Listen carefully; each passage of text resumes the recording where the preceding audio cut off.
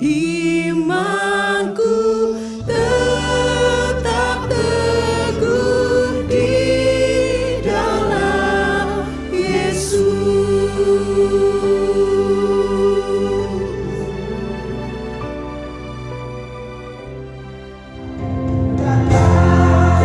Dan ku bersujud di hadapan-Mu, ku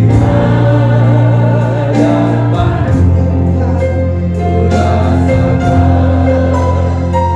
indah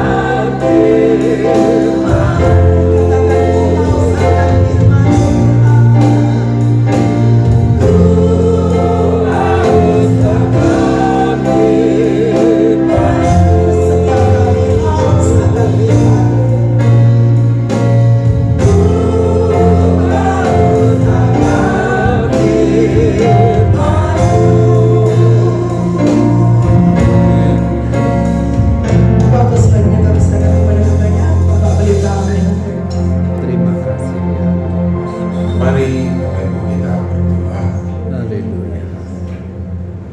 Petang hari ini kami mengucap syukur Tuhan izinkan kami bersama di Yesus. tempat ini untuk beribadah, memuji dan menyembah Tuhan. Haleluya. Dan jika saudara kami akan mendengar merenungkan sebagian dari firman-Mu, Haleluya. kami berdoa ya Tuhan memohon hikmat dan turunanmu ya Tuhan. Yesus. Terpujilah nama-Mu Bapa, menyerahkan perenungan pemberitaan firman Tuhan tentang hari ini ya dalam nama Tuhan Yesus.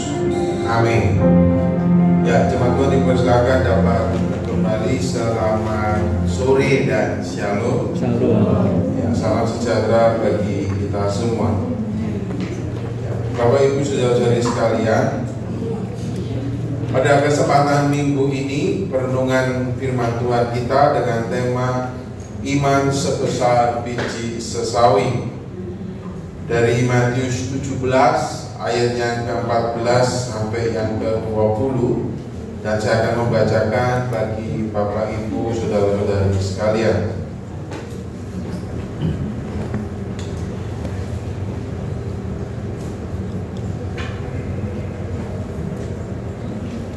Matius 17 ayat 14 sampai 20 ini adalah cerita tentang Yesus menyembuhkan seorang anak muda yang sakit ayak.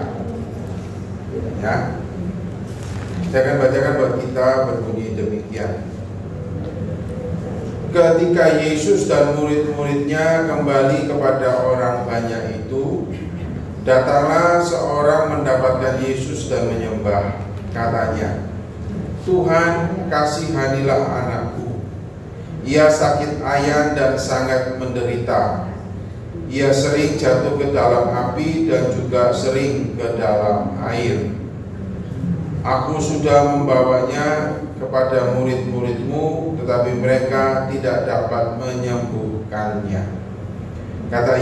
Maka kata Yesus, hai kamu angkatan yang tidak percaya dan yang sesat, berapa lama lagi aku harus tinggal di antara kamu? Berapa lama lagi aku harus sabar terhadap kamu?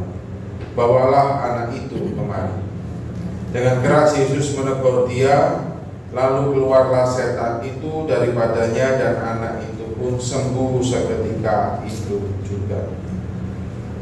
Kemudian murid-murid Yesus datang dan ketika mereka sendirian dengan dia, bertanyalah mereka, mengapa kami tidak dapat mengusir setan itu?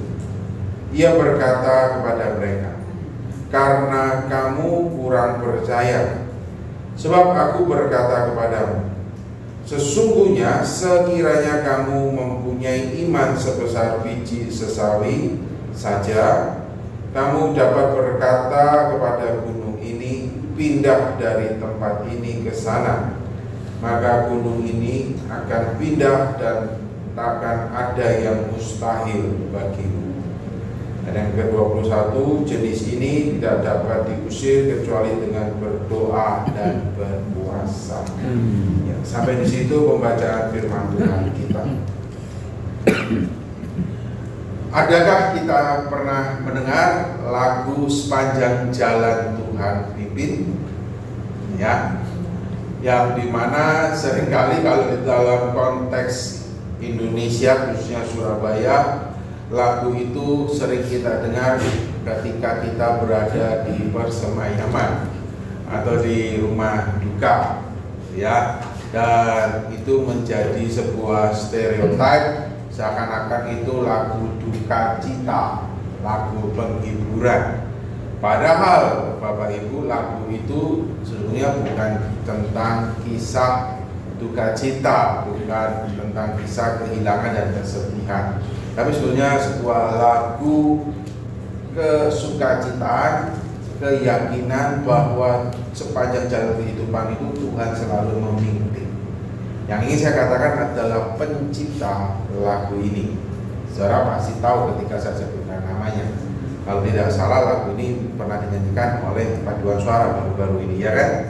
Sepanjang Jalan Tuhan Pimpin. Lagu ini diciptakan oleh Fanny Crosby, ya kan? Dan saudara jangan berpikir bahwa pencipta lagu ini adalah seorang wanita yang secara fisik sehat walafiat sehingga dia berkata, iya Tuhan itu memimpin kehidupanku sehingga tidak ada masalah. Dan Fanny Crosby dia lahir sehat, namun oleh karena obat yang dia minum itu salah prescription atau salah diberikan obat menurut sejarah, maka akhirnya dia ya kan? Dia buta, bukan buta dari lahir karena buta karena salah minum obat. Ya, tentu kalau saya berusaha mencoba mengelaborasi atau membayangkan, beberapa artikel pernah saya juga baca di dalam pergumulan Fanny Crosby, tentu dia pernah juga ketika buta orang tuanya merasa, waduh kok begini ya, berdoa minta kesembuhan. Ya, tapi kesembuhan tidak didapat. Menurut POV atau menurut kacamata orang tua dan juga Fanny Crosby, kesembuhan yang didapat itu adalah apa? Matanya kembali melek. Tapi ketika pertama Fanny Crosby mengalami tragedi itu, tentu tidak bisa dibayangkan bahwa justru karena kebutaannya dia mengalami sebuah perjalanan hidup yang luar biasa bersama Tuhan. Justru kebutaan itu membuat dia mengalami mujizat yang indah, yaitu apa? Namanya dikenal dengan karya-karya lagunya. Tapi ketika itu buta, mana bisa, ya kan? Dia bisa melihat, oh tidak apa-apa, nanti kalau aku buta justru nanti Tuhan akan pakai justru ada kebutaanku, inderaku semakin pekat dan aku bisa mengalami Tuhan. Tidak. Pada waktu pertama buta, pada waktu pergumulan awal-awal, tentu sebagai orang yang normal, mana bisa dia bisa memahami itu. Namun di dalam perjalanan ketika iman itu dia tetap teguh di dalam Yesus, dituntunlah dia sama hidup, akhirnya dia bisa melihat bahwa disebut dengan miracle, yang disebut dengan mukjizat itu bukan bicara butanya sembuh, tapi dia bisa melihat. Maka dia bisa laku seperti bunga bakung yang di lembah, sepanjang jalan Tuhan pimpin, dia ciptakan di tengah kebutaan. Mata rohaninya melek. Itu yang disebut dengan seringkali kita tidak bisa memahami mujizat yang Tuhan sedang kerjakan, karya Tuhan yang sedang kerjakan. Tapi ketika kita terus beriman, gunungnya pindah nggak? Pindah. Yang saya katakan begini, ketika Fanny Crosby itu dan keluarganya pertama kali mendapati oleh karena prescription yang keliru, mengalami kebutaan, dia bisa melihat apa yang terjadi ke depan. Dan mirip seakan-akan di depan itu ada gunung yang besar. Wah, ini buta, wah cilaka. Wah, ini habis sudah, pupus sudah, atau waktu gimana, ini tragedi dan sebagainya. Tapi kan tidak bisa melihat bahwa justru kebutaan itu bahwa nanti ke depan, justru karena kebutaan itu Tuhan pakai dia mempunyai karya yang indah. Lagunya sampai hari ini saudara kita nyanyikan. Pada waktu itu menerima, dia akan berada di salah satu sisi gunung. Dia tidak bisa melihat apa yang terjadi di balik gunung itu. Ketika dia berjalan, seringkali yang menjadi harapan kita, kalau kata definisi, kalau saudara baca kitab hari ini jujur, apa dimaksud dengan pindah gunung itu ke sana? Yang dimaksud yang di pikiran kita apa? Kita hanya tetap gunungnya yang pindah, ya kan? Ayo kadang-kadang kita berpikir gitu kan, termasuk juga saya. Gimana caranya iman 9 bisa sebesar apa ini? Bisa saya kan kecil-kecil kayak gimana? Ketika kita bicara gunung pindah tempat ini ke sana, dari satu tempat ke tempat lain, masuk bisa tuh dari Israel tuh mustahil, ya kan? Mana bisa? Masuk sudah masuk akal. Itu pemikiran kita, betul kan?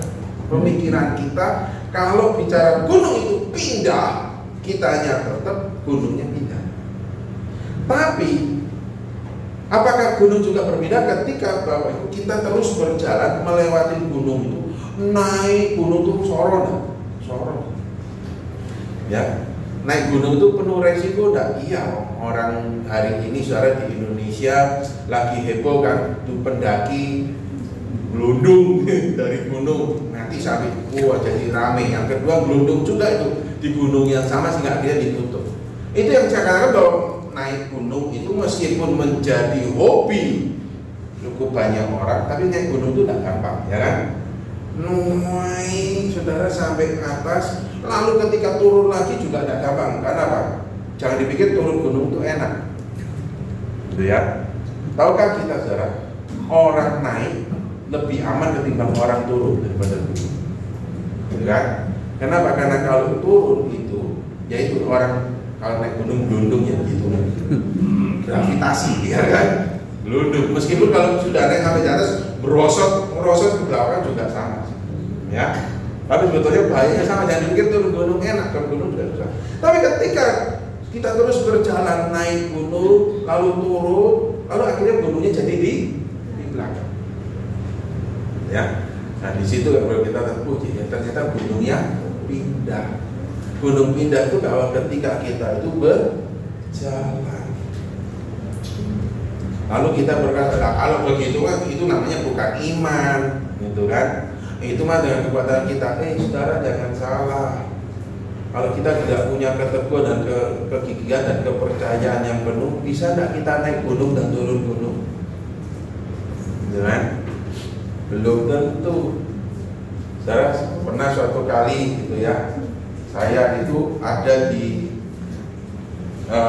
Kota Batu. Kota Batu itu kalau ada posisi dulu kan bisa melihat namanya Gunung Panderman, ya kan? Indah, wah indah. Lalu teman saya berkata, Pak, di atas itu, di balik itu, wah itu pemandangannya jauh lebih indah. Yuk ke sana. Saudara tahu respon saya apa? Sampai no. Oh Pak, pokoknya mapi indah. Oh, iya tak? Iya. Tidak bisa diceritakan Pak. Pokoknya Bapak harus lihat sendiri. Saya hanya bilang sampai no. Kenapa? Bagi saya itu tidak worth it. Gitu ya. Meskipun katanya indah dan sebagainya, tapi kan harus ada perjalanan saudara. Wah, tidak mudah gitu kan. Siapa dibilang naik gunung itu gampang, gitu kan. Kalau tidak punya persiapan, kalau tidak punya keteguhan, tidak punya keyakinan, tidak bisa. Tapi ketika teman-teman, tapi kalau saya sudah berada pada puncak di situ, kan teman saya seorang pendaki pecinta alam, dia katakan, nah itu yang saya iri. Dia katakan di atas itu, ciptaan Tuhan, keindahan Tuhan yang paling luar biasa. Termasuk juga kenapa sampai ratusan orang itu bela-belain naik puncak Gunung Semeru yang namanya Mahameru. Katanya kalau sampai di atas seakan-akan terasa di surga. Nah, saya cuma bisa berkata, iya, katanya. Ya, tapi kalau yang sudah ada di sana baru bisa merasakan. Tapi untuk ke sana ya tidak gampang, Pak. Kalau selamanya kita cuma ada di bawah kaki gunung, ya apa caranya merasakan keindahan di atas puncak gunung, mana bisa? Kalau selamanya kita tidak punya ketekunan, kegigihan, nah. Sekarang ini saya hanya bicara soal secara umum, ya kan? Secara umum tentang konsep bicara gunung. Gunung itu saya tidak juga bicara sebuah tantangan yang besar. Baik di zaman Tuhan Yesus juga bicara gunung itu bicara sebuah tantangan yang besar. Nah, bagaimana gunung itu pindah? Nah, maka mari kita sekarang melihat saudara Matius 17 ini. Yang menarik adalah kisah sebelumnya. Kisah sebelumnya itu Yesus membawa Petrus, Yakobus, dan Yohanes saudaranya itu bersama-sama naik ke sebuah gunung yang tinggi. Lalu di situ mereka sendiri saja, dan di situ mereka itu mendapat sebut dengan momen pengalaman yang tidak dimiliki oleh orang lain. Yaitu apa? Yang disebut dengan transfigurasi. Di mana dia melihat Yesus itu wajahnya bercahaya seperti matahari dan pakaiannya menjadi putih bersinar seperti terang. Ya kan? Wah, indahnya luar biasa. Tapi mereka naik ke gunung itu. Ya, naik itu bicara sebuah juga perjalanan. Kesel, capek, ya tentu. Itu kan? Lalu ketika sampai di atas, mereka itu melihat seperti wah indahnya seperti itu. Ya. Lalu mereka kata, wah kalau begitu tidak mau lah turun. Saudaranya kan begitu. Bikin aja kemah di atas nih buat bertingkah. Artinya bahwa mereka ingin menikmati keindahan itu. Tapi tidak lama hilang, ya. Karena ada suara yang dari atas itu dengan suara yang tentu, kalau saya bayangkan menggelegar. Inilah anak yang kukasih kepadanya aku berkenan, dengarkanlah dia. Karena menggelegar itu, murid-murid itu tersungkur dan ketakutan. Lalu setelah itu hilang fenomena itu. Tuhan Yesus ngajak turun. Ketika turun ngomong ini, jangan kamu ceritakan ya, sebelum anak manusia itu dibangkitkan dari antara orang mati. Ya, lalu murid ngomong ini, kalau demikian, kenapa ahli Taurat berkata bahwa Elia harus datang dahulu? Sekarang konsep POV, pola pikir murid-murid itu mengatakan, wah inilah yang menjadi pemenuhan nubuat itu bahwa Elia itu harus datang terlebih dahulu. Nah ini gua tadi lihat Elia dan Musa. Nah, itu perspektif pola pikir mereka. Nah Tuhan Yesus ngomong, Elia sudah datang, tapi orang-orang itu tidak mengenal dan bahkan memperlakukannya menurut kehendak mereka.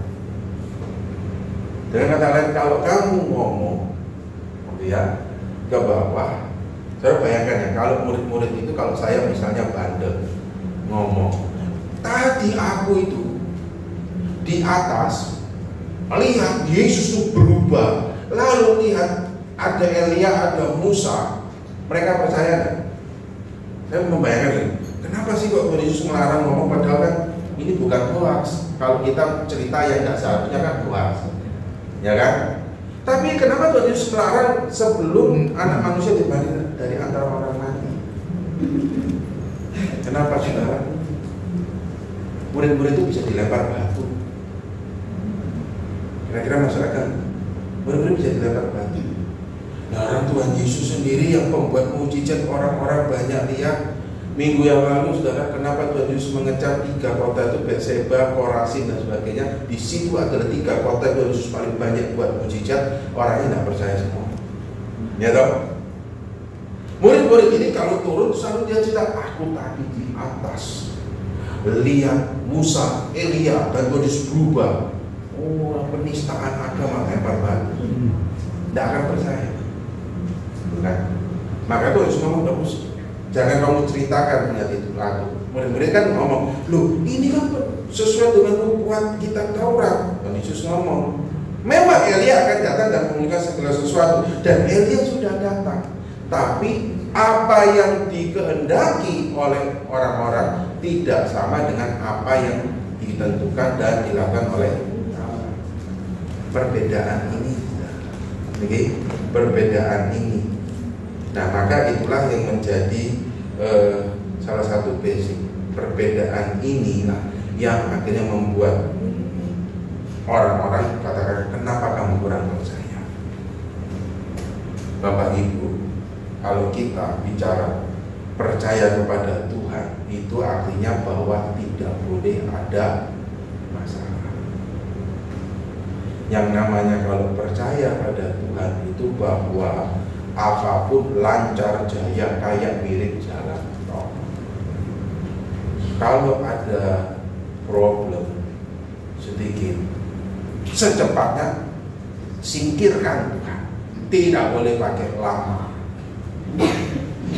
Itu pendapat kita, pendapat orang, pendapat khalayak pada waktu ramai. Pada waktu itu khalayak ramai. Pada waktu termasuk juga murid-murid Tuhan Yesus. Arti kata kalau percaya pada Tuhan bahwa semuanya itu akan baik-baik saja. Tidak ada itu namanya pergumulan. Tidak ada itu namanya kesusahan. Konsep orang pada waktu itu, saudara, kalau yang namanya percaya pada Tuhan itu apa? Kaya, sukses, selalu berhasil dan tidak ada masalah. Minggu lalu, ingatkah kita kenapa murid-murid itu tercengang ketika Tuhan Yesus ngomong lebih mudah unta masuk surga? Murid-murid bingung.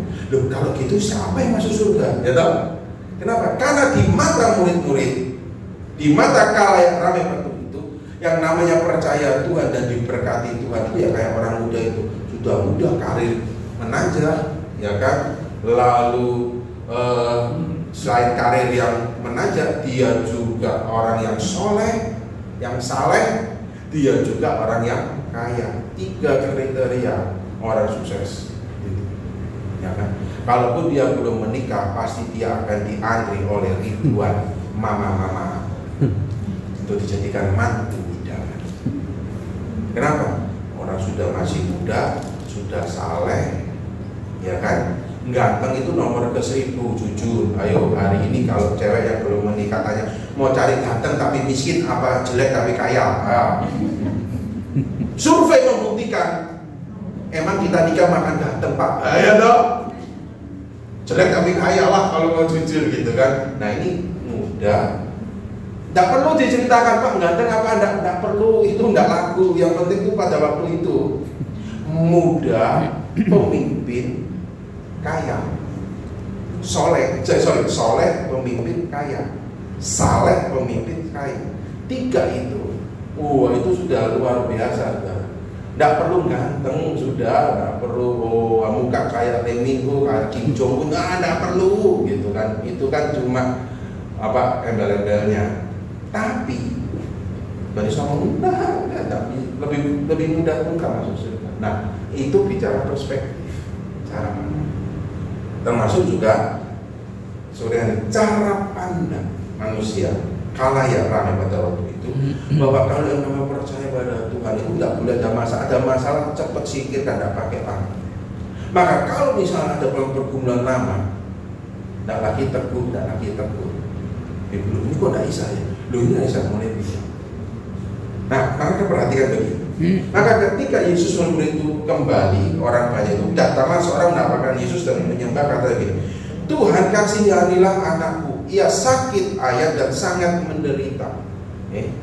Jadi saudara, pada waktu itu sakit epilepsi itu bukanlah sakit yang gampang. Saya rasa sampai hari ini juga bicara epilepsi itu bukan penyakit yang gampang, dan itu termasuk juga penyakit yang serius dan sangat menderita. Kenapa? Karena yang menderita itu ya, itu tidak bisa mengontrol dirinya. Dan memang di zaman itu sakit ayan itu adalah kategori kerasukan. Ya. Dan kita tidak perlu berdebat apakah dia secara kesehatan sakit ayan, epilepsi, atau memang dia lagi proses atau kerasukan. Ya. Tapi yang karena apa? Karena itu bukan inti ceritanya. Oke. Tapi karena kita lihat dia itu sering jatuh ke dalam api dan juga sering ke dalam air. Tapi kalau itu berarti apa? Orang tuanya menderita.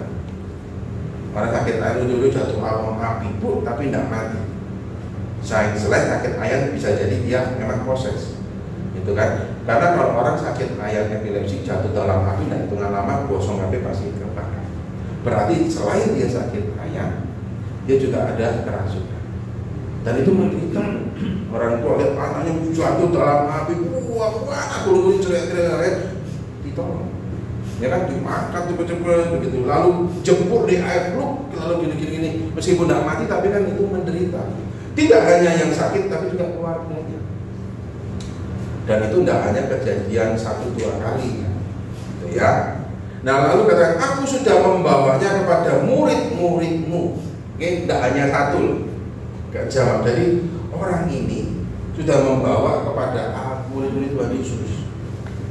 Wah, ini penderitaan pergumulannya luar biasa. Tapi mereka tidak dapat menyembuhkannya.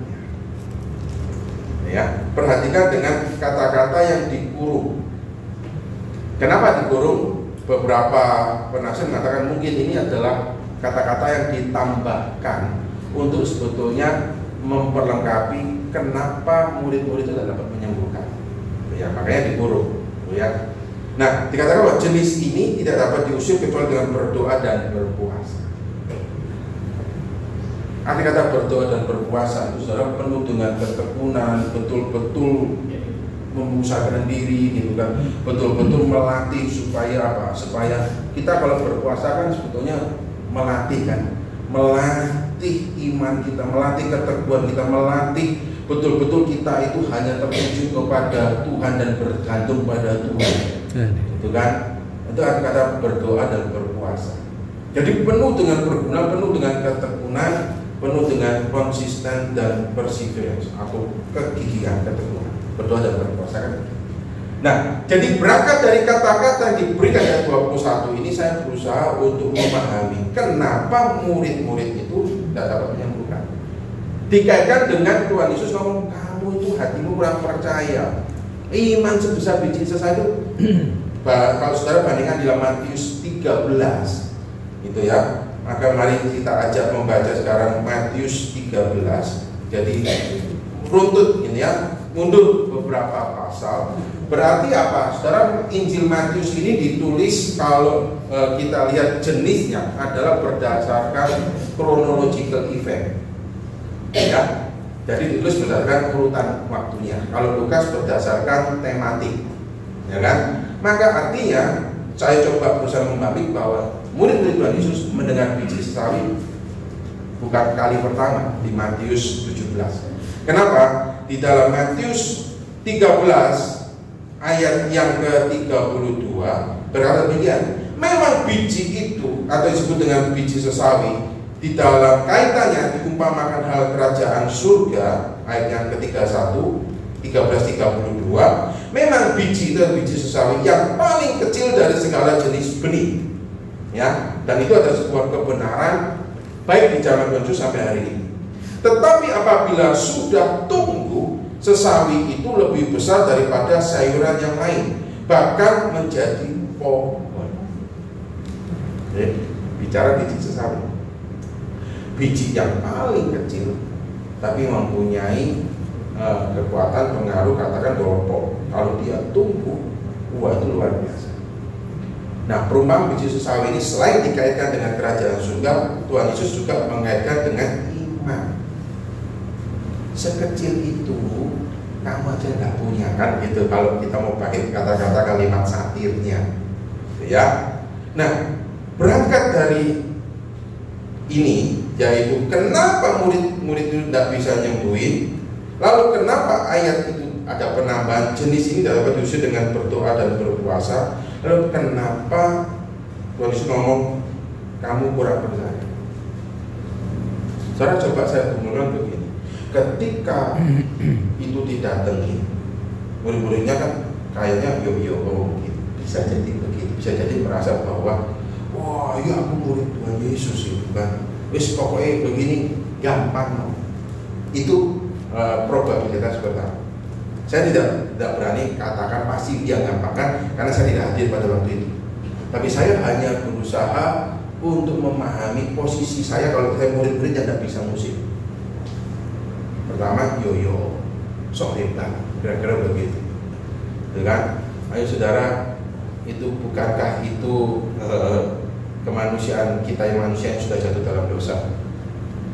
Kita, gitu ya, kalau kerja, kalau misalnya kita diterima di sebuah perusahaan internasional atau BUMN yang ternama, gitu kan, jangankan diterima, nggak diterima aja bela-belain nyewa kok itu. Keplek dari itu kan supaya ketok Tapi kalau diterima perusahaan yang tidak jelas kadang-kadang tidak siro ya kan? Nah ini murid-murid ini mungkin probabilitas pertama gitu ya. Kenapa? Gua murid dari guru itu ya, yang ngasih makan 5.000 orang laki-laki hanya dengan 5 roti dan 2 ikan. Oke? Jadi ketenaran Tuhan Yesus itu pada waktu itu luar biasa. Murid-muridnya juga ikut-ikutan tenang. Kenapa? Karena kalau tidak tenang, nah mungkin orang ini datang kepada murid Tuhan Yesus dan minta tolong menyembuhkan anaknya. Ya kan? Siapa emang lu? Kan gitu. Kalau memang bukan dikenal. Oke? Nah, maka murid ini merasa, ya aku murid Tuhan Yesus, gitu kan? Wah, anakku ini sampai epilepsi. Wah, itu apa? Ya dengan sebuah hati ini, kalau aku ngusir, gua dapat nama. Terbesit itu. Kenapa? Karena saya mau berusaha memposisikan di situ. Kadang-kadang kita melayani Tuhan Yesus itu, kalau gua melayani, pelayanan di mana? Gereja di atas gunung, di dalam hutan. Siapa sih kenal? Ya kan? Tapi kamu melayani gereja internasional di ini kan? Kayak gitu kan. Kalau kita ngomong beda kan, saudara. Kalau saya ngomong misal umpama guyon ya, ngomong di Tengger bersama kamu, misalnya saya ngomong di international conference yang dihadiri oleh 10.000 orang, beda pakaiannya pun beda. Saya di sini pakai batik, mungkin kalau di sana saya pakai batik emas kali, gitu kan? Ya, beda. Saya bukan menghina di sini loh ya, beda. Nah ini kan juga bisa jadi orang tua anak ini ngomong, muridnya, kamu murid Tuhan Yesus ya? Gitu kan? Ini anakku, wah tenang, wah barang gitu kan, misalnya gitu, pergi, nggak pergi gitu kan? Nih, nggak pergi kan? Kali kedua, nggak pergi, mulai tidak mati, loh, kok gini? Gitu kan? Loh, kok gini? Waduh, bimbang sudah. Kenapa bimbang? Karena sudah mulai terjadi, waduh, apa kata orang? Kalau aku nggak bisa musik, gitu tau? Betul nggak? Kalau aku semakin itu semakin tidak pergi. Bisa jadi mungkin orang yang bilang itu lihat ini iblisnya malah ngenyek gitu kan? Karena yang dimaksud dengan bimbang ya, waduh, apa kata orang? Panik nggak kalau begitu? Saya coba bayangkan kalau misalnya gitu makin panik. Lu mati kon, nggak bisa pergi. Wah lalu nanti orang ngecap aku gimana ini? Wah nanti orang lihat aku murid Tuhan Yesus kok nggak bisa musik. Saudara, akhirnya apa? Tidak lagi percaya bahwa Allah berkuasa. Kenapa? Karena dari awal dia hanya memanfaatkan nama besar gurunya hanya untuk ketenaran pribadi. Itu probabilitas pertama, kemungkinan pertama. Ya, kemungkinan pertama bahwa murid-murid itu hanya sebetulnya dia ada kurang percaya, dia hanya sekedar memanfaatkan nama besar gurunya, itu kan, ikut nompleng. Saudara, probabilitas ini memang sengaja saya tampilkan untuk menjadi gambaran relevansi kita hari ini. Kadang-kadang kalau bicara beriman pada Tuhan Yesus, seringkali kadang-kadang kita, aku beriman pada Tuhan Yesus, menjadi anggota gereja ini. Kadang-kadang jujur nih, ya kan, bukan karena aku percaya kepada Tuhan, tidak, tapi kita hanya memanfaatkan Tuhan. Sorry ya, saya punya teman, dia itu berangkat dari gereja kecil di desa. Ya, Lalu ketika dia berada di kota Surabaya, dia akhirnya masuk di satu gereja, dia milik gereja yang besar. Oke, nama saya katakan itu kacang lupa kulitnya. Kenapa? Ketika ditanya, kamu dulu dari gereja mana? Dia tidak pernah ngomong dari gereja. Wah, aku jemaat ini, gini. Lalu dia keperucut suatu hari ngomong gini, iya enak daripada ikut kamu. Aku anggotamu sopo. Nah kalau ikut ini enak. Pak tahu nggak ikut ini? Makan di sini diskon 15%, makan di sini diskon 20%.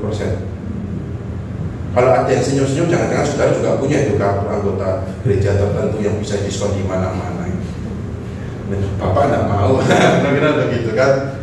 Kadang-kadang saudara kita juga ikut Tuhan itu lihat dulu gitu. Kalau bisa ikut tenat, ikut sesuatu, nggak apa-apa. Hanya memanfaatkan probabilitas pertama. Kadang-kadang murid itu hanya memanfaatkan nama besar Yesus untuk ketenaran pribadi. Bukan bicara betul-betul percaya dalam ikut Yesus. Enggak, pemanfaatan nama besar. Probabilitas yang kedua, percaya let, pakai bahasa if gitu. Jika, percaya jika, pakai bahasa Surabaya let, ya, artinya percaya Tuhan Yesus kuasanya kalau terjadi. Kalau aku lihat dengan mata kepalaku sendiri sesuai dengan yang aku mau. Contoh, aku percaya bahwa Tuhan Yesus ada, Tuhan Yesus yang memelihara dan menolong, yaitu bahwa ketika aku tidak pernah berkekurangan. Oke? Kalau ketika aku buka mata, ketika aku buka pintu dengan ajaib, tiba-tiba ada orang datang ke rumah. Kadang-kadang dia kakek dengan kesaksian yang motor-motor BE ya, mungkin ya. Oh, aku percaya bahwa Tuhan Yesus selalu memelihara itu, saudara. Pagi-pagi ketika aku bangun, aku butuh uang 10 juta. Oh, aku buka di pintu, tiba-tiba ada orang yang tidak tahu, yang tidak saya kenal datang lalu memberikan aku uang 10 juta. Ada, haleluya. Dan kadang-kadang kesaksian-kesaksian begitu itu menyesatkan loh ya. Padahal kita kan sudah tahu dengan kesaksian akhirnya begitu kan, saudara-saudara gitu ya.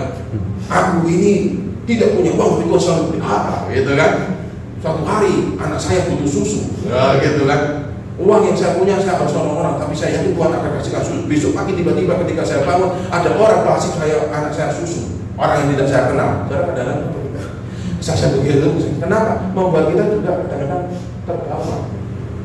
Usaha, malas kerja. Wah, aku percaya besok Tuhan akan kirim orang 10 juta, gitu kan? Untuk aku gini, buka pintu, kirim. Ya. Saudara, dulu pada waktu saya muda, saya itu pernah punya teman, gitu ya. Saya nggak tahu kisah selanjutnya gimana. Dia itu cowok, okay? Zaman sekarang mungkin namanya FOMO kali ya, tapi zaman saya muda belum terkenal istilahnya FOMO, yang ada cuma iri. Gitu. Dia lihat teman-temannya pada punya pacar. Nah, teman saya ini nggak punya, tidak punya pacar gitu, tidak punya gitu. Lalu kepingin apa? Lalu suatu hari dia itu cerita ke saya, enain, gitu kan? Aku berdoa sungguh-sungguh. Saya nggak tahu yang ngajari dia siapa itu, saya nggak tahu. Ya pada waktu itu kan juga masih muda. Dia kan saya berdoa sungguh-sungguh. Kata pemimpin grup saya, doa minta yang jelas. Katanya gitu kan? Doa minta yang jelas. Saya batin, kok emang Tuhan itu apa namanya goblok atau gimana sampai harus minta jelas. Yang maksud jelas itu apa? Sebutkan kata, pengen cewek model apa, terus kapan harus sebagainya gitu kan. Lalu kan saya gitu kan, lalu dia ngomongin, jadi nanti malam aku berdoa, Tuhan aku pengen punya cewek, punya pacar. Jadi besok ketika aku bangun pagi, siapa yang mengetuk pintu kamarku? Nah dia kan ngekos, dia tuh ngekos. Cuma dia tidak sadar kalau dia itu kosnya kos cowok. Dia tidak sadar. Zaman saya itu kos itu belum serame sekarang kos campur ya. Dia itu tidak sadar kalau kos itu dia kos cowok. Tapi dia gini, ya, aku berdoa jika pagi hari yang ngetuk pintu pertama kali, kalau yang ngetuk itu pria, dia akan jadi adikku. Tapi kalau yang ngetuk itu wanita, maka dia adalah wanita yang Tuhan kirimkan menjadi pacarku. Nah dia lupa saudara. Kalau kosnya itu kos cowok, artinya apa? Yang cewek di situ adalah mbak yang jaga kos, yang ditaruh sama yang punya kos. Lupa ya, dia pokoknya yakin karena tidak ada yang mustahil bagi Allah, gitu ya. Pak kita begitu. Malamnya ternyata katanya dia doa. Nah besok pagi yang ngetuk itu pertama kali tahu siapa? Mbak kos. Jadi saudara, ketika dia cerita begitu, kita semua itu pakai istilah ini bully. Ya Pak, kamu jadi sama mbaknya gitu. Jadi senyumnya gak enak-enak. Enggak kok, itu aku yang salah, itu aku kurang spesifik lagi. Ada Belgedes. Jadi waktu itu kita bully, ya apa? Jadi kamu sama mbaknya gitu kan.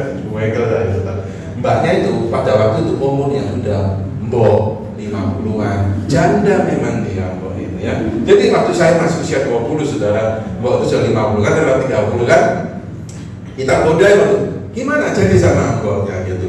Kan gak apa-apa, ada melanggar Tuhan. Mau saudara teman saya, tapi sendiri dia nggak begitu. Nah itu probabilitas yang kedua, semaunya kan. Wah Tuhan aku percaya padamu. Kalau, nah itu berarti semaunya. Jadi bukan kita yang diubah Tuhan, tapi kita yang mau ubah Tuhan. Nah itulah yang saya katakan, seringkali murid-murid dan orang kalayak kami pada waktu itu, arti kata firman Tuhan itu diartikan menurut mau agenda mereka. Yang paling jelas apa? Mesias itu tidak bisa ngomong anak dari itu apa? Keturunan dari tukang kayu, meskipun dia keturunan Raja Daud, tidak bisa. Namanya Mesias itu kalau mereka keturunan Daud adalah yang lahir di istana dengan keperkasaan dan kewibawaannya seorang raja memimpin bangsa Israel menghancuri bangsa Roma. Itu kan maunya mereka. Jadi probabilitas yang kedua ini adalah percaya kalau semua itu terjadi sesuai dengan maunya, ya. Dan kalau saya perhatikan, ya murid-murid kan ngomong, kenapa sih kita kalau tidak boleh ngomong kita lihat Elia, padahal di kitab Taurat ada, gitu kan? Tuhan Yesus cuma ngomongnya begini, loh, Elia sudah datang, tapi orang-orang tidak percaya, bahkan apa? Memperlakukan sesuka hati mereka.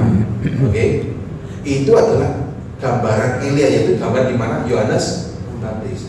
Maka itulah kenapa murid itu tertulis pada waktu itu mengertilah murid-murid Yesus bahwa dia berbicara tentang Yohanes Pembaptis. Sebetulnya murid-murid itu sebetulnya lihat, jadi yang dimaksud Alkitab Elia akan datang mendahului Mesias. Jadi membawa berita Elia itu kan bicara nabi, menyatakan. Nah, tapi orang kalian ramai pada waktu itu tidak mau terima. Apalagi ini murid ngomong, aku di atas gunung tadi lihat Yesus berubah dan di situ ada Elia dan Musa. Oh, dilempar batu. Kenapa? Karena ya orang-orang kalian kami waktu itu probabilitas yang kedua, dan itu kemungkinan juga murid-murid Yesus yang dikatakan oleh orang tua dari anak yang sakit ayat ini doa tapi kok tidak bisa musim. Kenapa? Karena ketika doa pergi, lu kok sesuai tidak terjadi, bimbang, panik, lu kok tidak jadi ya. Nah maka itulah Tuhan Yesus ngomong, karena itulah kalau kamu punya iman sebesar biji sesawi, pindah-pindah. Dengan kata lain, tanpa Yesus yang menganugerahkan iman itu, sebetulnya kita tidak pernah bisa beriman pada Tuhan. Bahkan sekecil biji sesawi pun tidak bisa. Kalau tidak Allah yang menganugerahkan dan memberikan iman itu di dalam hati murid-muridnya dan umat-umat pilihannya. Dan katakan, itu kan suatu gambaran. Kalau di dalam ilmu bahasa, yang paling kecil ternyata dibuktikan kan tidak punya, tidak bisa. Dan dibandingkan dengan yang paling kecil dengan yang besar pada waktu itu apa? Gunung. Metafora ini ingin mengatakan bahwa angkatan yang tidak percaya dan yang sesat artinya sesungguhnya manusia itu tidak ada yang sanggup bisa percaya pada Allah. Kenapa? Karena kesesatannya. Ada kata kesesatannya, itu yang dikatakan di dalam Roma 3:23, kejatuhan total. Jadi manusia itu selamanya tidak pernah bisa beriman kepada Allah kalau tidak Allah terlebih dahulu datang dan menganugerahkan iman. Nah, dari kisah ini, maka mari kita sekarang merefleksikan Bapak. Jangan-jangan kita kategori probabilitas yang pertama, atau kita kategori probabilitas yang kedua. Yang pertama adalah sebetulnya kita bukan bicara beriman, tapi kita hanya memanfaatkan Tuhan. Jadi kita ngomong percaya pada Tuhan itu sebetulnya hanya memanfaatkan usahaku lancar, bisnisku sukses, aku tidak mau susah ini, dan apapun yang aku lakukan, semuanya harus berhasil meskipun makan teman dan hilang teman.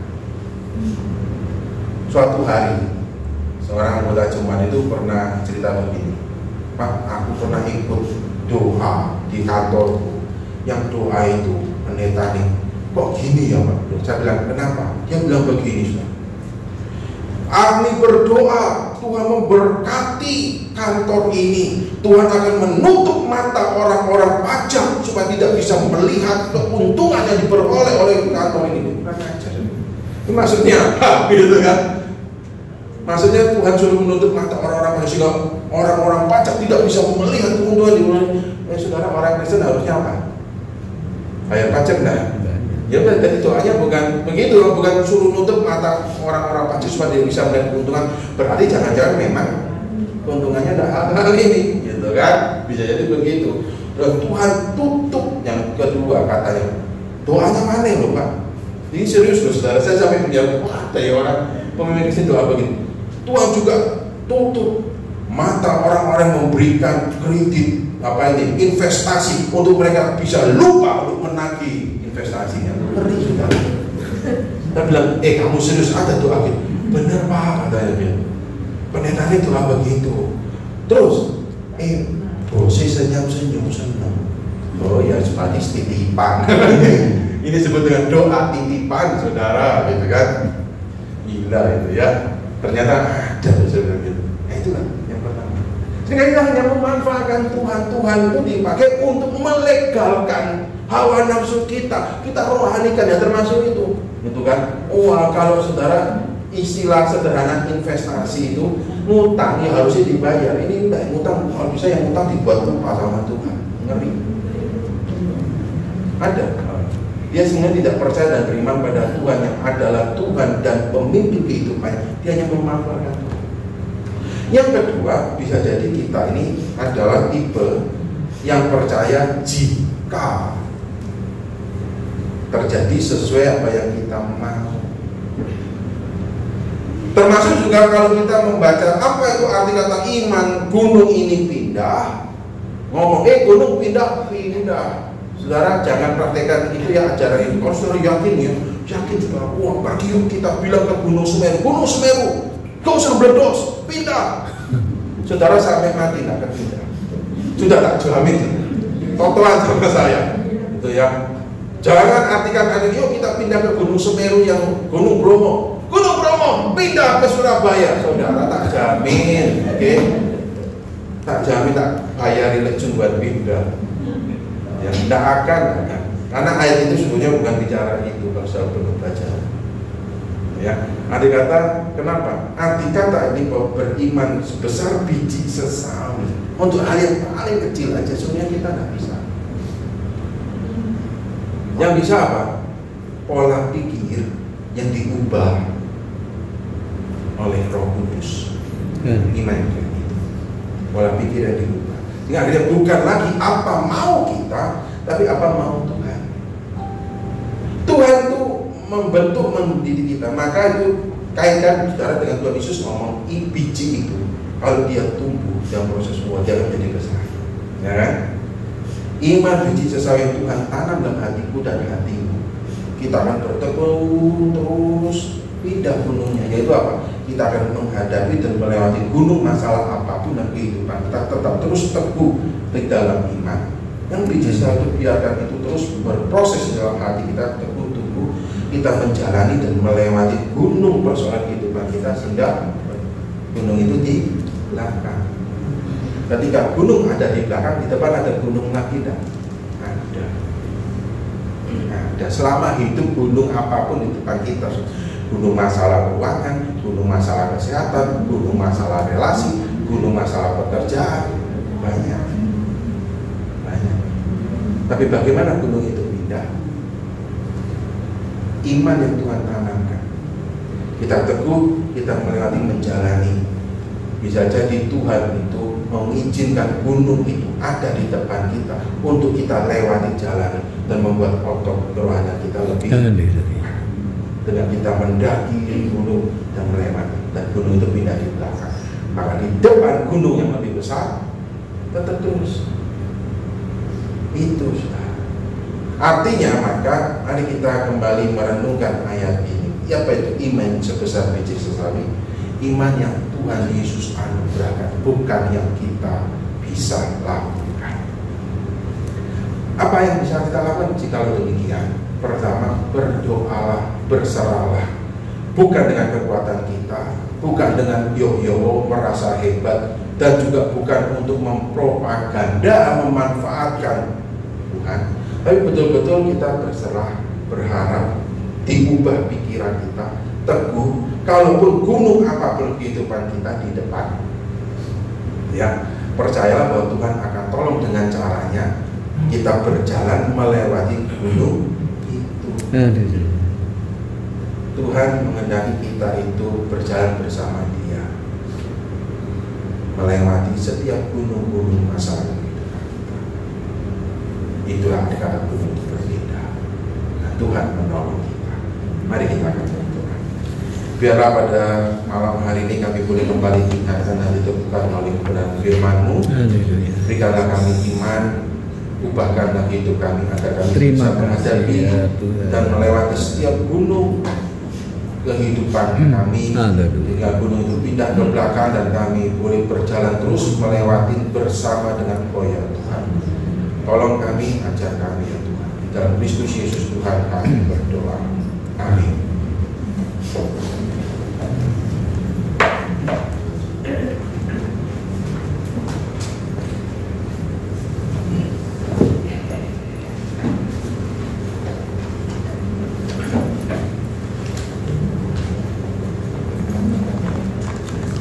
Tuhan, Bapak Ibu Saudara-saudara, kita telah diberkati Tuhan melalui firman Tuhan. Semoga Tuhan yang Maha Baik, yang penuh belas kasih itu menganugerahkan kepada kita iman dalam menghadapi setiap apa yang di depan kita. Atas nama Majelis Jemaat GPK Surabaya, kami menyampaikan terima kasih kepada Bapak Pendeta Minahem untuk pelayanannya dalam ibadah malam ini. Tuhan Yesus memberkati.